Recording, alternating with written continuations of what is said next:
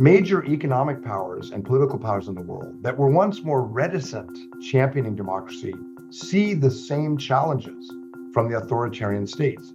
There is a commonality of purpose in the Euro-Atlantic with NATO about the importance of democracy and a recognition that this is part of the campaign we must wage to defend our interests. Hi, I'm Michael Green, Professor and CEO of the U.S. Study Center in Sydney, Australia, and non-resident senior advisor and Henry A. Kissinger Chair at CSIS. I'm here to talk about the recent report I wrote with Derek Mitchell, Democracy, Human Rights, and American Grand Strategy Towards a Bipartisan Consensus. This report makes the case that in spite of divisions in American politics and some doubts about the effectiveness of our democracy, it is actually more important than ever that we work towards a bipartisan consensus on a strategy to advance democracy. Why? Because we're in a geopolitical competition, the likes of which we have not seen in generations. Russia, China in particular, are attacking not only American material power and interests, but the very idea of our democratic norms, our alliances, and the rule of law we stand for.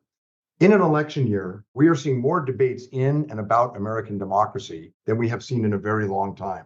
And that's why it is so important for us to understand how fundamental democracy, governance, human rights remains for our own life and choices and freedoms at home, but for a more secure world. Because weaknesses in governance, democracy, and human rights abroad are being exploited by China, by Russia, to try to advance their revisionist interests in dominating their regions.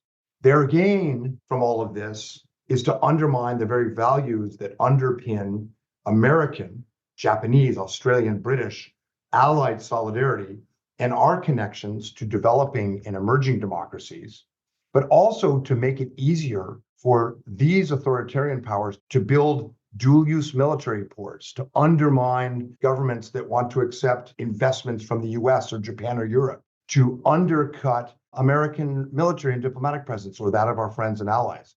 This fight for democratic norms is a fight not just about our values, it's a fight about strategic influence. Now, some people would argue, how can we have a strategy on democracy abroad when there's so many debates about our democracy at home? Well, there are some things that Derek and I point out that are also new opportunities in the world we now are entering. One is that major economic powers and political powers in the world that were once more reticent championing democracy see the same challenges from the authoritarian states. There is a commonality of purpose in the Euro-Atlantic with NATO about the importance of democracy and a recognition that this is part of the campaign we must wage to defend our interests. In Asia, for example, in surveys CSIS has conducted over the years, democratic norms are valued very highly everywhere except China. The American public, the European public, which has growing doubts about the effectiveness of our democracies, in polls again and again says, nevertheless, democracy is the best form of government. So there are others in this world who are allies and partners of the US or emerging important democratic players like Indonesia that in different ways, but for the same reasons, see how fundamental democratic norms are for their resilience, their security, their development. And despite the fact that our Congress is polarized over many issues, there is a very strong core of bipartisan supporters for democracy.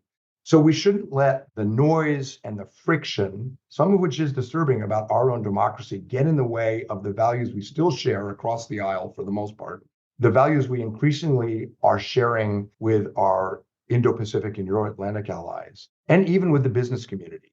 So there are challenges, there are divisions, but there are opportunities. And our paper is a call to arms for the next administration, no matter who wins, to continue advancing this agenda and not lose any ground to the other side.